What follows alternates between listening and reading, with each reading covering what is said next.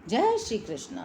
मैं संध्या शर्मा श्री बांके बिहारी जी के चरणों में कुछ भक्तों की कथाएं निवेदन कर रही हूँ।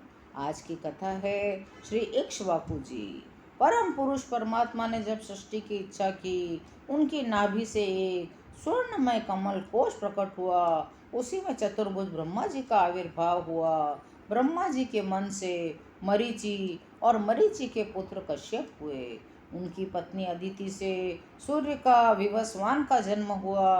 विवस्वान की संज्ञा नामक पत्नी से श्राद्ध देव मनु का जन्म हुआ। परम मनस्वी राजा श्राद्ध देव मनु ने अपनी पत्नी श्रद्धा के गर्भ से 10 पुत्र उत्पन्न किए, जिनमें सबसे ज्येष्ठ पुत्र इक्ष्वाकु थे। कहीं कहीं मनु जी की नासिका से भी इक्ष्वाकु का प्रादुर्भाव होना बताया गया है। इक्ष्वाकु जी अयोध्या के प्रथम राजा हुए। ये बड़े ही प्रजावत्सल राजा हैं। यह बालक मनुपुत्र इक्ष्वाकु के समान अपनी प्रजा का पालन करेगा। महाभारत के युद्ध में भी भगवान श्री कृष्ण ने प्रथम श्री इक्ष्वाकु जी का ही स्मरण किया है। भगवान बोले थे, मैंने इस अविनाशी ज्ञान योग को सूर्य से कहा था। सूर्य ने अपने पुत्र वेवस्त मनु से कहा और मनु ने अपने पुत्र राजा इक्ष्वाकु से कहा। इस प्रकार श्री इक्ष्वाकु जी महाराज गीता ज्ञान के आचार्य सिद्ध होते हैं। एक बार महाराज इक्ष्वाकु तीर्थ यात्रा करते हुए श्री जापक मुनि के आश्रम पर पहुंचे। मुनि ने राजा को अर्घ्य पाद्य और आसन देकर कुशल मंगल पूछी और कहा, महाराज आपका स्वागत है। मैं अपनी शक्ति के अनुसार आपकी क्या सेवा करूं, आप मुझे बताएं। राजा इक्ष्वाकु ने कहा, विप्रवर मैं क्षत्रिय राजा हूँ, आप स्वधर्म में स्थित ब्राह्मण हैं, अतः मैं आपको कुछ धन देना चाहता हूँ।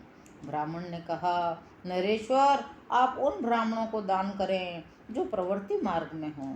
मैं तो प्रतिग्रह से निवृत्त ब्राह्मण हूँ, अतः आपसे दान नहीं ले सकता।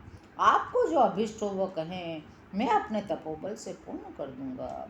इक्ष्वाकु जी बोले, क्षत्रियों को याचना का अभ्यास नहीं होता। यदि कुछ बात भी कहनी होती है तो हम कहेंगे युद्ध दो। ब्राह्मण ने कहा, नरेश्वर जैसे आप अपने धर्म से संतुष्ट हैं, उसी तरह हम भी अपने धर्म से संतुष्ट हैं। हम दोनों में कोई अंतर नहीं है। आपको जो अच्छा लगे वही कीजिए। महाराज इक्ष्वाकु ने इस उदार चेता ब्राह्मण मुनि से इनके समस्त जप साधन का फल मांगा। मुनि ने सहर्ष संकल्प कर दिया। तत्पश्चात राजा इक्ष्वाकु ने अपने समस्त पुण्यों का फल जापक मुनि को समर्पित कर दिया। हमारा और आपका सारा पुण्य हम दोनों के लिए समान हो, हम साथ साथ उसका उपभोग करें। जापक मुनि ने इनका अनुरोध स्वीकार कर लिया।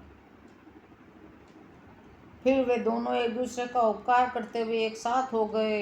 एक साथ ही मन को विषयों से हटाकर मन सहित प्राण, अपान, उदान, समान, व्यान इन पांचों प्राणवायुओं को सुषुम्ना मार्ग द्वारा मूर्धा में स्थापित करके समाधि में स्थित हो गए। तत्पश्चात दोनों ही ब्रह्मरंध्र का भेदन करके दिव्य रूप धारण करके ब्रह्मलोक को गए और सभी देवताओं के देखते ही देखते श्री ब्रह्मा जी के मुखारविंद में प्रविष्ट हो गए। आज की कथा यहीं विराम लेती है। शेष अगले अंकों में।